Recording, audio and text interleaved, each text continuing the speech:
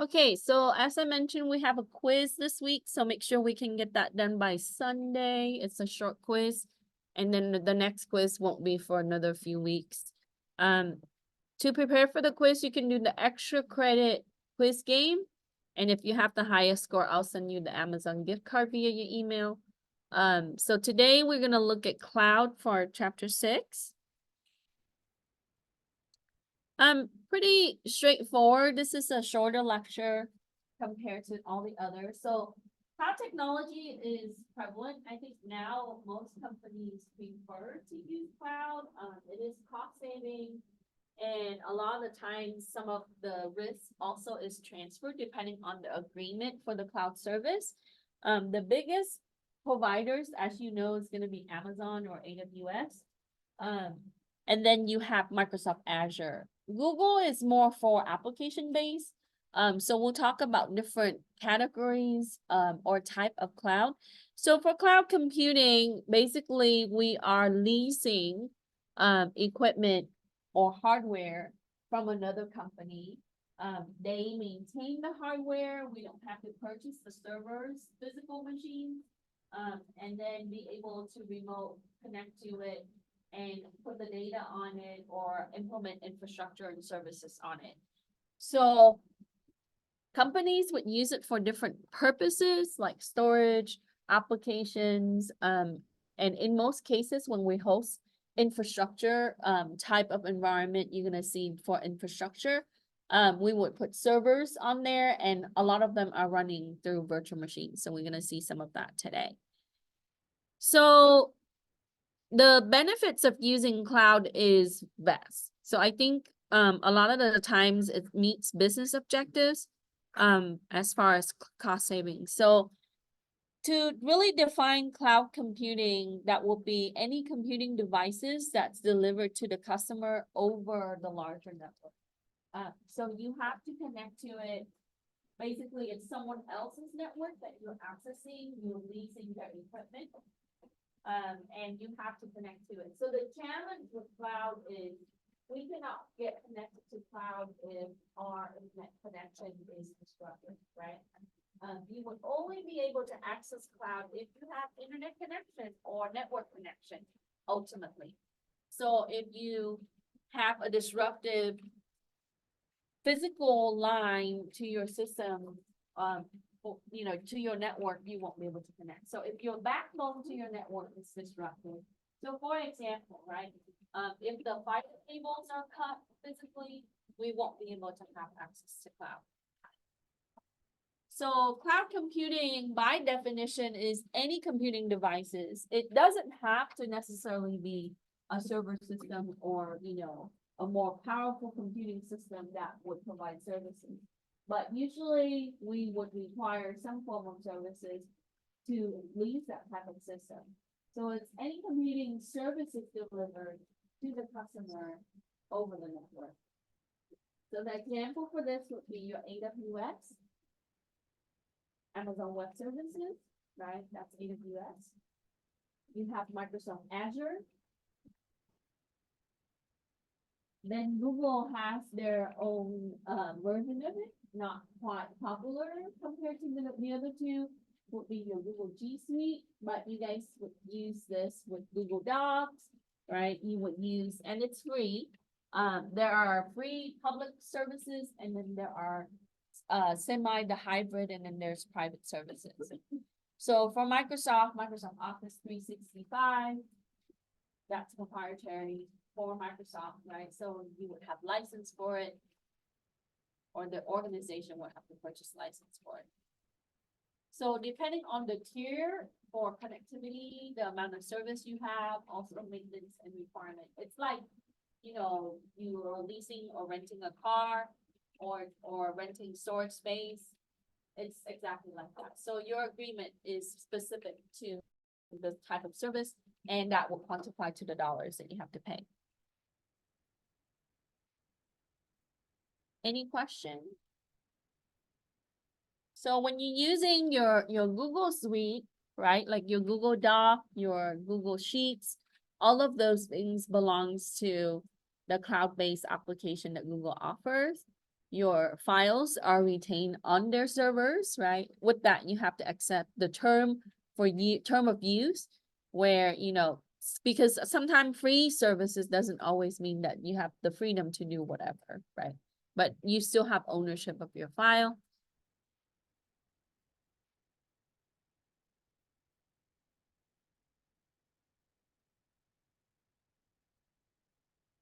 So here we talk about the major benefits for the cloud. It is definitely scalable.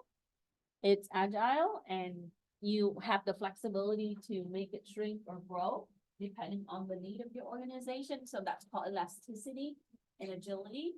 The resources can quickly change. So for a company right now, I'm doing well in 2024, but let's say next year I face a huge loss. I can reduce my service down to half because I no longer need the other half, right?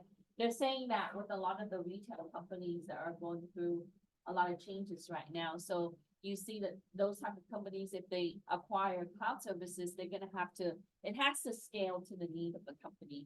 So that's the good thing, because if you actually buy the equipment and maintain it in-house, a lot of the times you can't really, if you reduce, yes, you can get rid of some of the system, but if you scale, so let's say if I grow rapidly, like some social media company, right? I can just obtain services with the cloud, or I have to purchase more system and hire more people to maintain it. And then it is cost effective, and the security, a lot of people think that when you get cloud, the liability is falling on the cloud company. That's not true, right? A lot of the time, the majority of it is still your responsibility as a company. It also depending on the contract. So if you have the feature or the service for security, they will be liable for some of it. Usually 50% or less, depending on the agreement.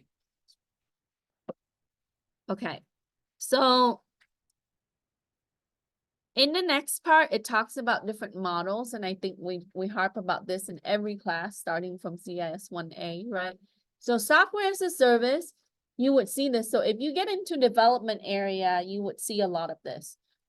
You would use cloud-based development environment, and that would allow the company to provide software as a service where they would, like if you're using Google Suite or Office 365, it's pulling from the cloud systems to be able to give you that. So it runs directly from the service provider.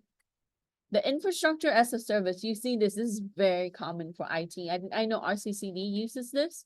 So it provides the customer a way to implement infrastructure. So when we say infrastructure, it's more than just, so if you look at it, it's an entire network, but it has different components. Like you might integrate database, you would have virtual machines, you would have servers, you would have test environment, you would have different things that would need to really have your operation as a company. So they would assemble different type of services for the business need. So when you're looking at an organization like RCCD, where they are education-based, there are different needs that goes into it, like productivity software, financial systems, database for students and staff, and then other things, right? Things that would require for legal purposes, healthcare, benefits, etc., and it goes on. So compare that to another company that does, let's say, retailing, that will be a little bit different. Yeah, there is some similarity they're gonna share. So for a company like AWS, they would offer a way that way you would have the flexibility to customize how your infrastructure would look like, right? Basically, including your network systems, your security appliances, and all the other things that would require for operation, like applications, databases, and so on, web hosting, and etc. Okay. So that's infrastructure, your IaaS. So make sure we know the specific and the difference for certification and for our quiz and final. And then you have platform as a service. So the ones that operates in infrastructure that is fully managed and configurable, you can integrate platform as a service, and some of that, it would require you to run scripting and web-based because you are interfacing through other networks, so it would be web-based. And you can execute code and managing other servers. So sometimes you would see platform as a service coupled with infrastructure as a service. That's very common, right? Or even all three. So you see packages that are varied from company to company. So for number 2, it tells you design code is using Adobe Creative Cloud. And I know some of you are taking Adobe classes. So, or you're familiar with Adobe. Adobe can be used for design from Photoshop to video editing to different things, right? So Adobe Creative Cloud is an area where you can store your design online. You can also use it to share your design with other entities like your partners, your customers, and etc.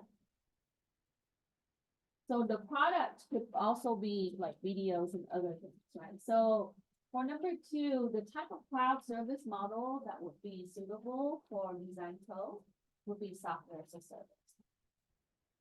And Adobe offers that service package, right?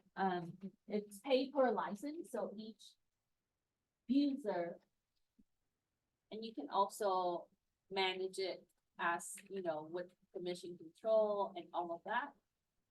So directly from Adobe, you will be able to obtain software as a service. Similarly, you would see this with Microsoft and other companies like Oracle, etc. Now for number 3, the type of cloud service model that allows customer to retain control and responsible for maintaining, upgrading software and OS is going to be infrastructure as a service, your IaaS. This is where most of you will operate in IT and security field. So we are responsible to maintain the network systems, the servers, the components that goes into the infrastructure to make the business run, from transactional system to authentication system and so on. So that means that you are going to, test things in virtual machines. You will be running the servers. A lot of times you see that they use cloud, but they're still running virtual machine inside the cloud just to save the hardware space. And, most people think that when you're getting cloud, you're getting best system ever, right? There's different tier. So you can get a slow server that's spinning, you spin that up for a cheaper amount of money. Then if you upgrade, so if I do, more core and more memory for my server for the cloud, so basically you using a more powerful system from Amazon or Microsoft, then you pay for more money. So it really depends, right? So if I'm small scale company, I'm a mom and pop shop, I just started out, I might only use the lowest tier. But if my business grow, I can upgrade, right? Using the same virtual machine that I have, but I can select different core and different memory or storage needs, drive needs, and then I can also do different backup needs. So with that, you are responsible for the majority of your maintenance and updates and things. That means security also, right? So IaaS for number 3. For 4, it says Acme Co wants to lease cloud services to run its financial monitoring software. What type of cloud services service model should Acme Co select? And that's PaaS, that's platform as a service. And as I mentioned before, you often see the IaaS and PaaS are combined, or sometime all three.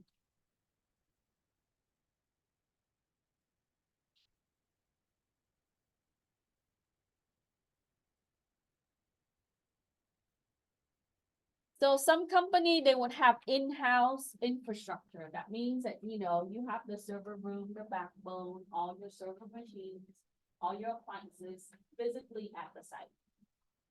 And then they would contract out for cloud service for platform as a service.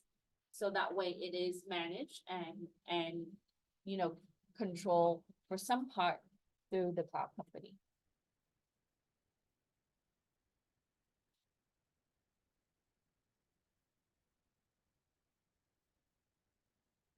And so that's really, cloud is really popular. It's here to stay. I don't think it will change anytime soon.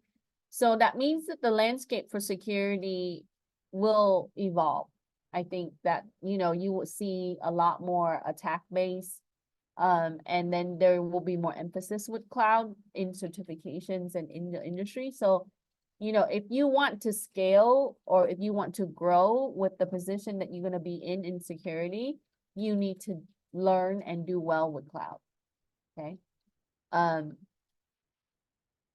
We do have cloud-based classes here. I didn't complete the certificate for cloud administration, and I will. I know that RCC previously offered AWS, but you can go through the actual vendor to go through the training. I think AWS through Amazon, and then you can do Azure with Microsoft. Those are the most popular one. And then if you want to tap into Google, there's, you know, Google Cloud Platform as well. So the other model that you see in the notes, and that's on question 5, this service model allows serverless application architecture, which is where they only run functions. And basically that's coded, right? And it's response to events. So it is intuitive for the need of the application. So you don't need to have an application server, because a lot of the time traditionally, we set up a system, we put all the application on there, we control who access the application and how it needs. That means that you have to maintain all of those applications. So whenever each of the application updates, because there's a bug, you gotta update those applications, because that's a flaw, right? That's a vulnerability that we see in cybersecurity. Now, this is a model that is a little bit more flexible in that you don't really need a huge application server to really maintain the application or the application itself, because it is not an entirety as an application. It's just functions that execute. So it's a system that execute instructions based on what's needed for that particular operation, and that's it, right? So for example, like I can have a function to run all the batch transaction for my bank. I don't need a financial application to manage a lot of that, right? Traditionally, that might be ideal, but nowadays you do not. So you would take out some of the major components that make your business run and integrate that with just function-based type of execution, which would be more ideal and cost saving in the long run, I think.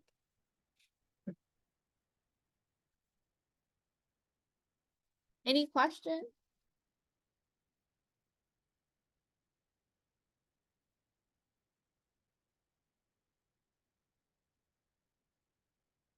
So when we're using specific model, right, sometimes you would see company would only utilize one type of model or combine various features from different models.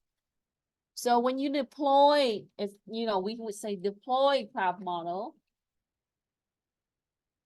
For number 6, for the cloud deployment models that requires the use of technology that unifies different cloud models or offerings into a single coherent platform, that's considered a hybrid cloud.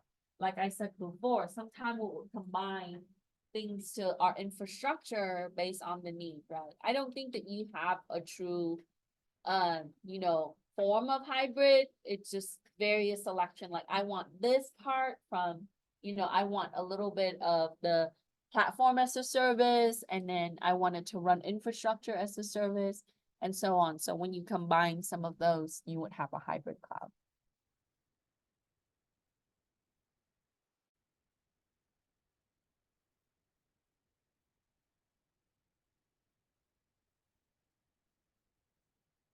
So for the deployment model, most of us, when you're using free products on the web, like GitHub, your Microsoft Office, actually that's not free, that's licensed to RCCD, but your Google Suite, that's public cloud, right? Or if you're using your Google Forms, things like that, Google Sites, there are different features for Google that you can use to store your things online or photos.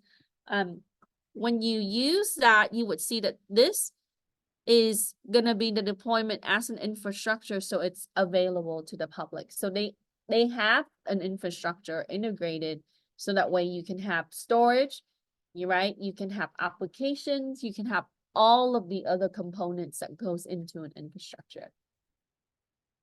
Now, some companies, most companies will have their own private cloud, okay? So that will be a cloud service provision for that single customer, like RCCD.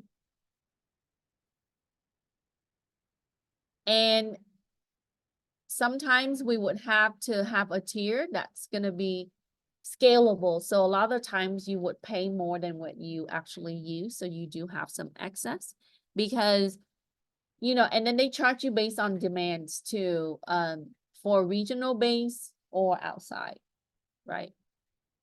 Then you have community cloud that will be shared. So I can partner with other companies to be able to share that cloud service, right? If we're using similar features from the model. And then here's the hybrid.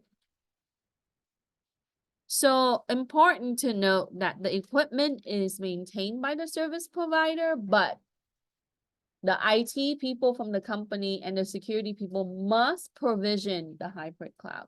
Because remember, anytime you touch infrastructure, that's the responsibility of the company. Okay. So this is where we sit. Okay. So when I was going through school, cloud was just, it wasn't in its, people were using it, but there was no term that's actually coined for cloud, right? You lease other people's servers somewhere because you just can't afford to have, $2 million infrastructure. That's just the way it is, right? And then they start coining the term, and then, you start to see different form of attacks, because if there's web attacks, there's cloud attacks, right? It's just a way that you access another network. That's it. So with the cloud security operation, you do see that data is across, right? Storage, application files, you name it. So that means that the cloud customer must divide the responsibility between one or more service provider, and that will be based on your agreement. Okay, so when you get hired into the cybersecurity team, you put cloud in your resume, right? You put AWS because you have the certificate. They would expect you to understand how to manage cloud. Okay, so that means that we have to share the responsibility. So as you can see, between IaaS, PaaS, and SaaS, same thing. You have to have operating system. That means that you have vulnerabilities with the operating system. You have data, so encryption and, data leak issues and so on. Applications vulnerability, right? We look at all of these areas and always sees potential weakness, right? So you have to manage the weaknesses in all of these areas. And then data center, basically accessing the data. So you have storage servers, archivers, etc. on there.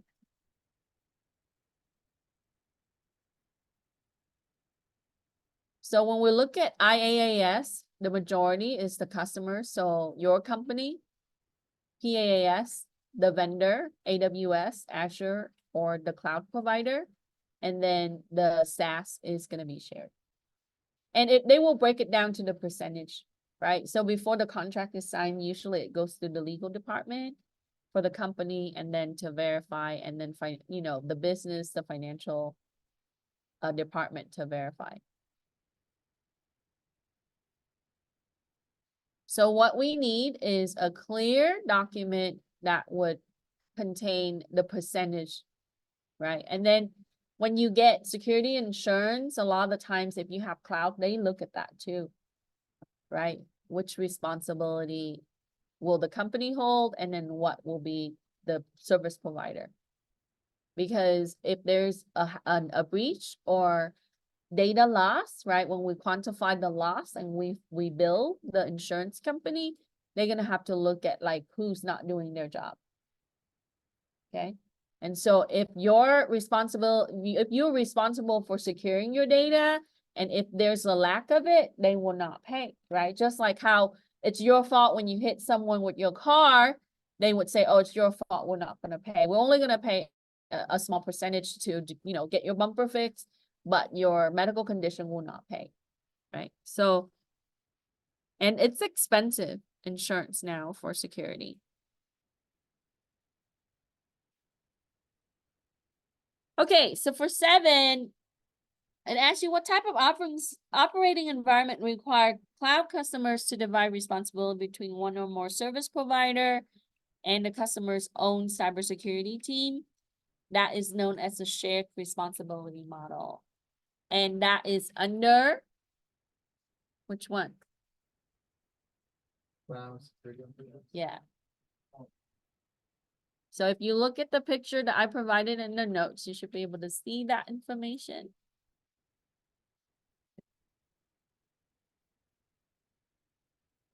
So there's, you know, when you look for jobs these days, right? Like, let's say that you search for security jobs tomorrow, or even in IT, you would see the term DevOps come up a lot, right? Especially companies that would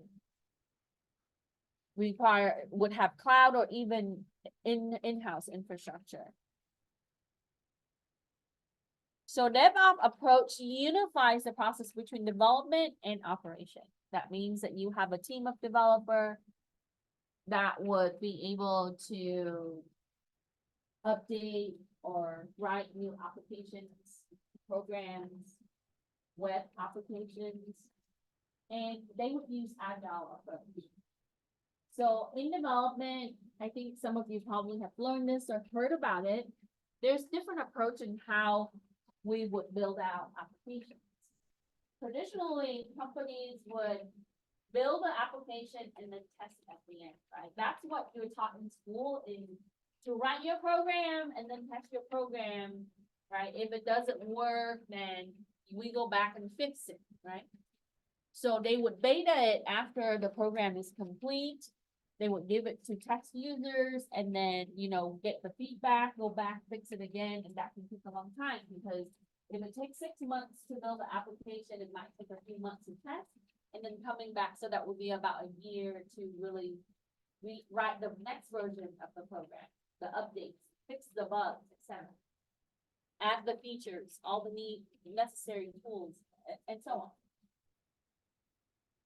In agile development, they don't wait until the end to actually test. They test as they go, and you actually will be able to produce your product a lot quicker. And so when we look at that, and we would apply the same model when we are implementing security. So in an agile approach, software testing and release become automated and collaborative. So that way you don't have to wait from one area to the other, which provide more frequent updates. So when you see a lot of like recent updates, like if you're looking at like VirtualBox or even Kali and so on, right? You see that they're applying agile approach. So you would update as you go. It's gonna be a lot quicker, and it closes out security issues a lot faster. So in DevOps, that's really important to understand, is that you collaborate from IT, which is operation, or business, which is operation, with development. Because traditionally, software developer, they would work on their stuff and then bring it over to the other side to test, right? And if it doesn't work, go back and redo it again. But as we see now with Agile, is as it gets developed, it is being tested. So it's integrated into one unit, what we see as DevOps.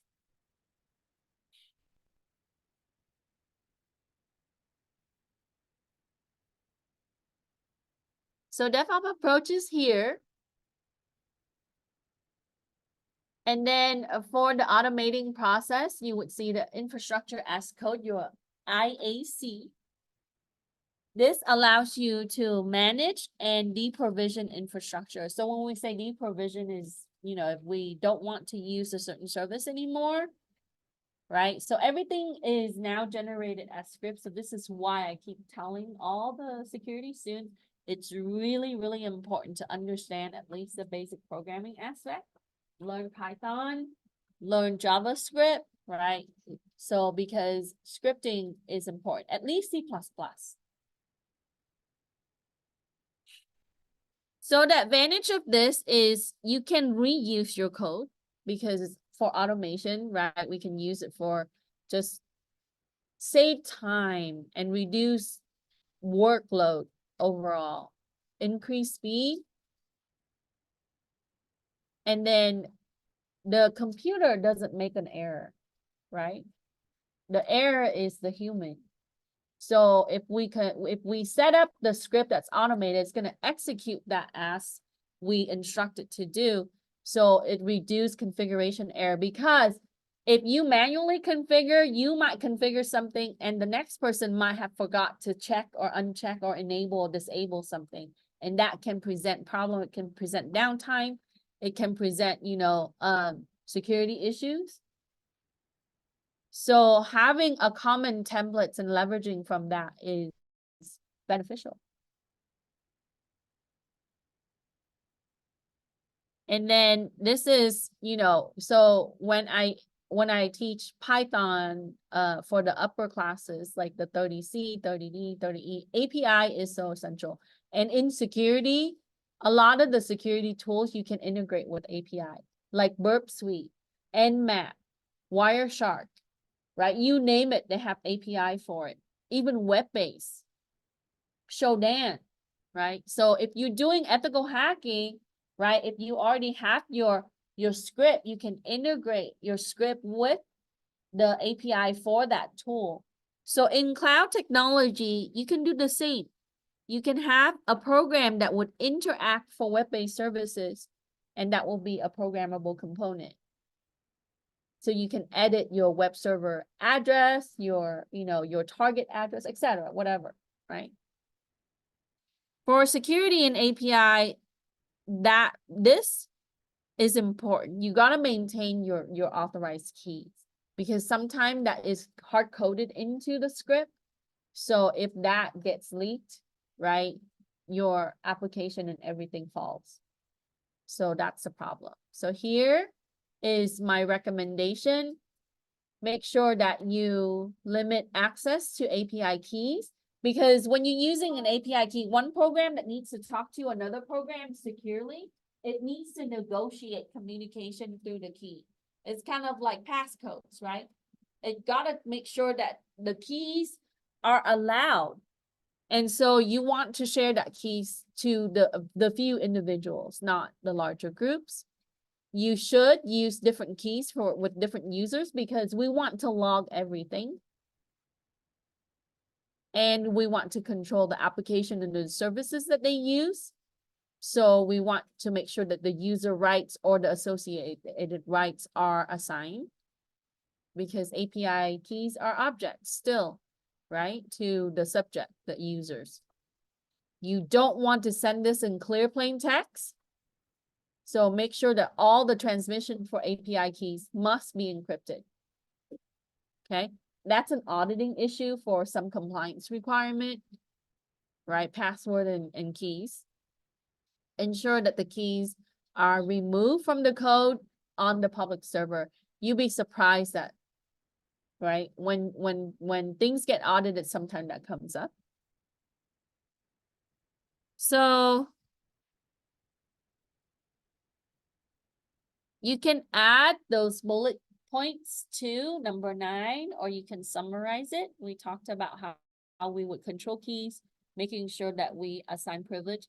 So these are the same as managing your system, right? If you're using SSH, same thing. Limit your keys usage to other people and control how those keys are distributed and who has access to it. And don't copy and paste it in an email and send it in plain text, right? We want to make sure that is encrypted when it's transmitted. Simple. Same practice across all systems. Cloud's the same.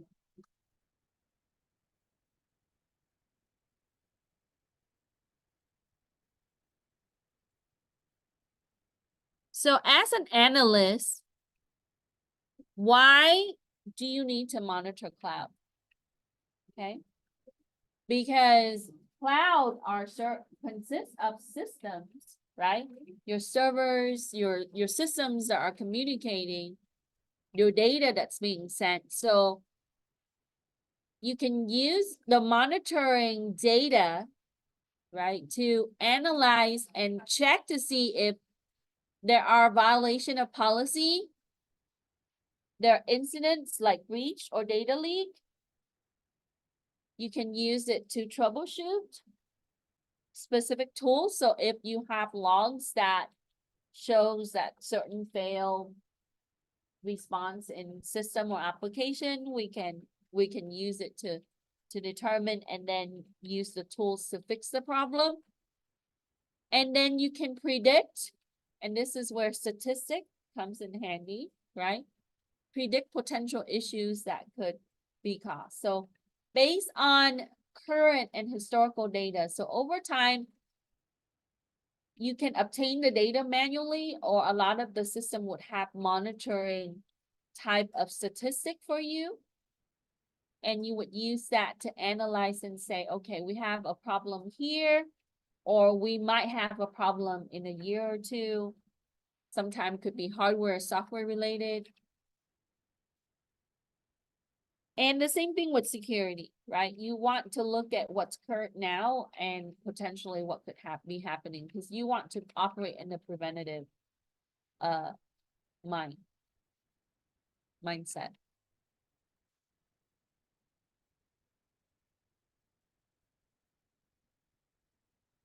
Any question?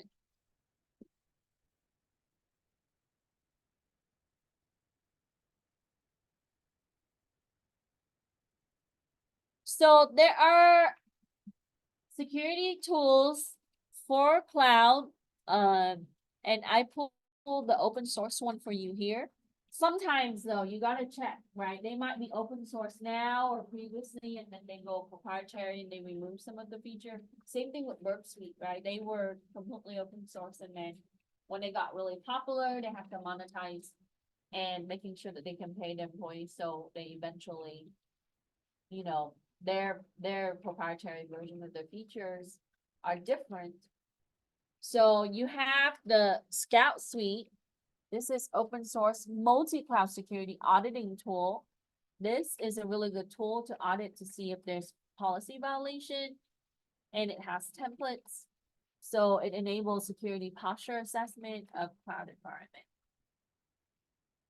I wrote a cloud security class, right? We were just waiting for one more AWS class to finish.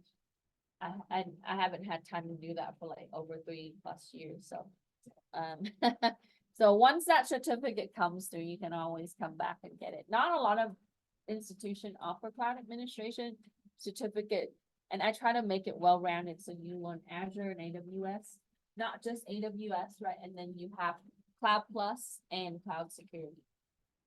And you start to see certification in this area quite a bit too. Microsoft has it for a long time since they offer the service. So is AWS. Then you have PACU, which is your AWS centric.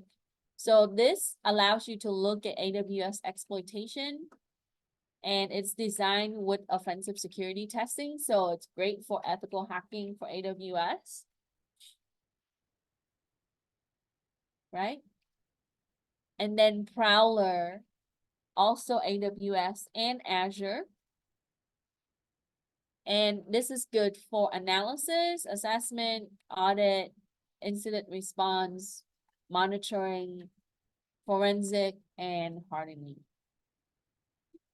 So you see those terms right there: assessment, audit, incident response, continuous monitoring, hardening, and forensic. By the end of the program, you have to know at least a little bit in each to be a good specialist and analyst, okay? Maybe more in some area than others. because that's your preference, right? But most security professional, they need to know all of those areas. Assessment, audit, incident response, monitoring, hardening, forensic. So for the specialists, you know that they offer here, incident response, and then monitoring and hardening, right? Some specialists, incident response would require forensic.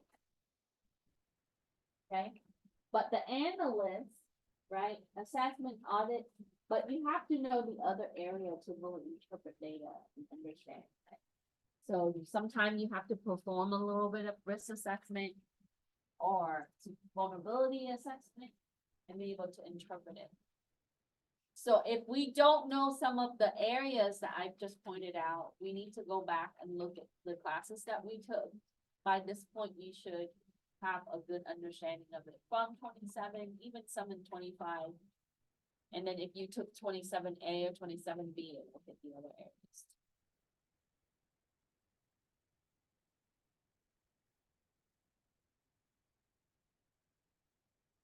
But there are other tools outside of these common three. I just chose these because they are open source. And so that way you can look into learning about them. And I think I put the link on the notes for you to find documentations and how to install and all of that. So Amazon and Azure has student access, and I hope today we can access Azure, but you can sign up for Amazon AWS free access, and they have tutorial and training. I did something with my classes before. AWS education is not quite as good as their regular stuff, so I would recommend using their free things.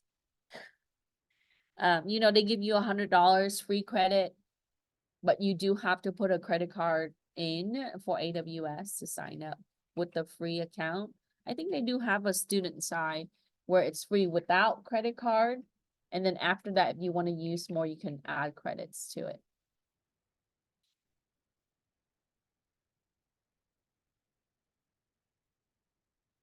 Any question? Okay, so here, right?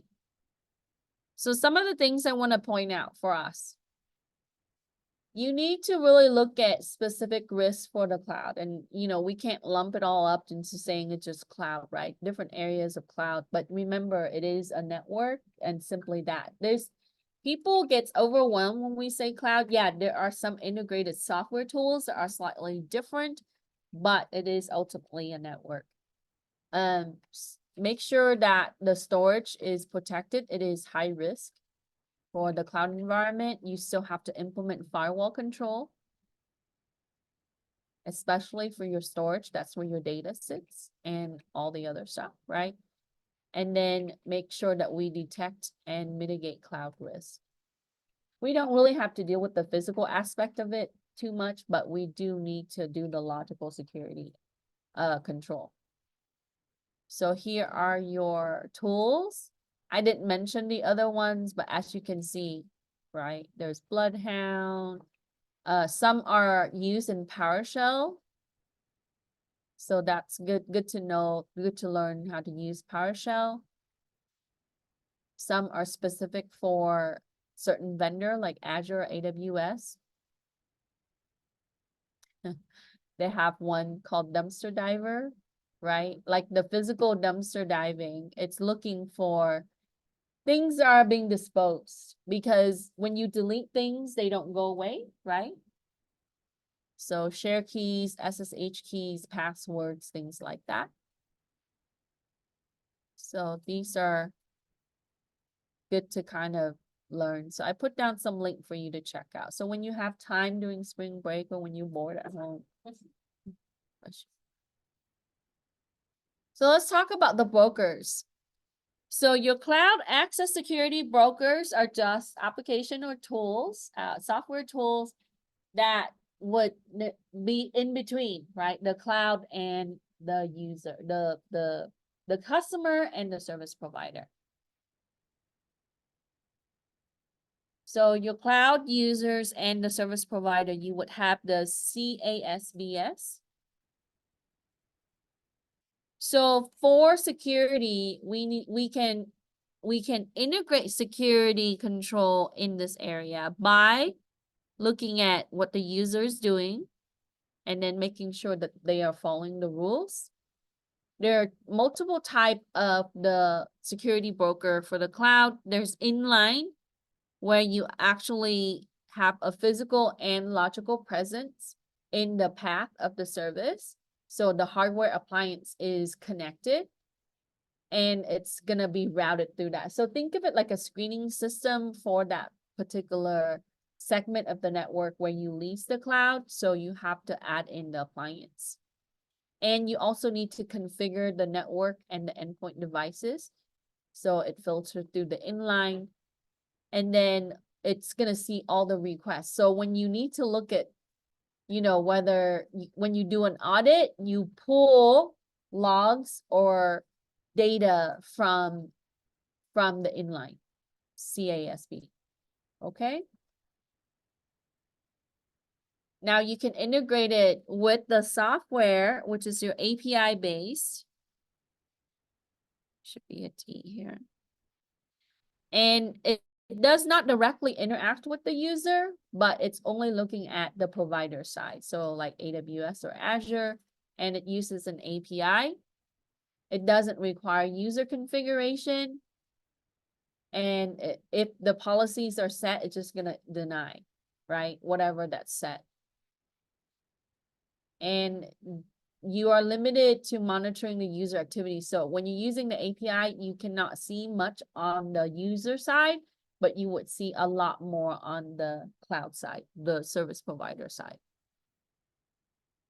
So this is more of a well-rounded integration for the deployment. However, right, sometimes that can be costly, so they would choose the API route. So when you're doing things like for e-commerce where, users might not even matter, right? What you have for your company is more important, than I would choose the API base. Okay, so let's answer the question. You can grab that from the notes. It asks you to describe the purpose of the cloud-based security or cloud access security brokers, and the types and their configuration requirements. So we say that inline, it is physical and logical. It is integrated with the connection path between the user and the service. So you have to have a hardware appliance, and you need to also configure the user system. So your endpoint agent, that. Require network configuration and endpoint devices. We mentioned that. And it sees the user request that is sent to the cloud service.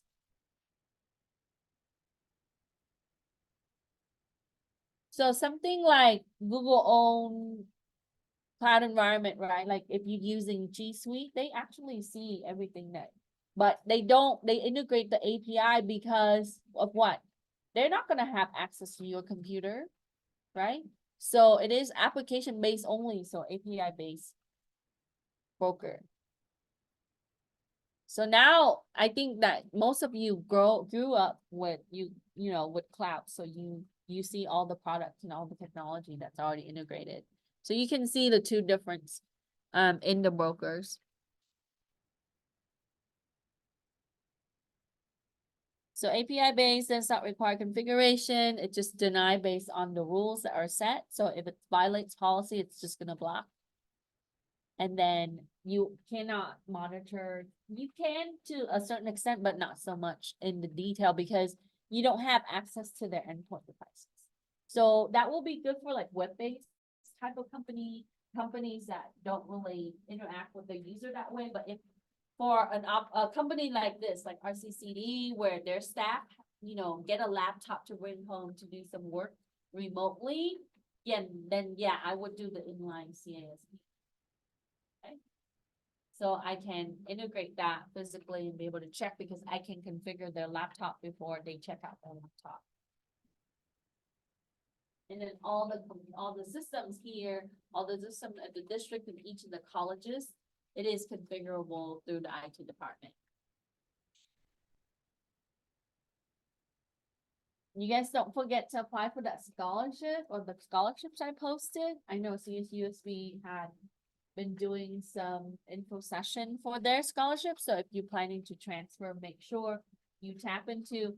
Some of my students that graduated, they got their ride for almost free, like meaning that they got their bachelor. Here, they did pay for a couple of the semester that before they start their apprenticeship. Once they start their apprenticeship and they transfer, right, we waived their tuition. And then when they got to Cal State San Bernardino and they got financial aid along with the scholarship.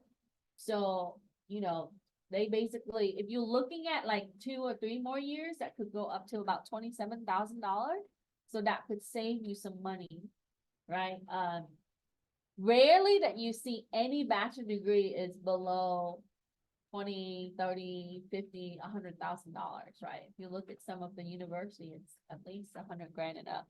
So check out some scholarship, and then the CIS41A, there's $1,500 to be given to the student in technology. The GPA requirement for that is 2.5.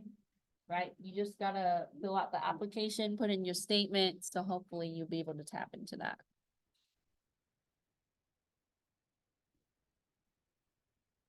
And then I have the other one for Anita B. I previously participated in some of their things. So it's to promote women and non-binary in technology, so you can look at that too. Okay, so I know that it's a short assignment because it is only 1 chapter. Normally we do 2 chapters, right? I kind of wanted to keep cloud by itself.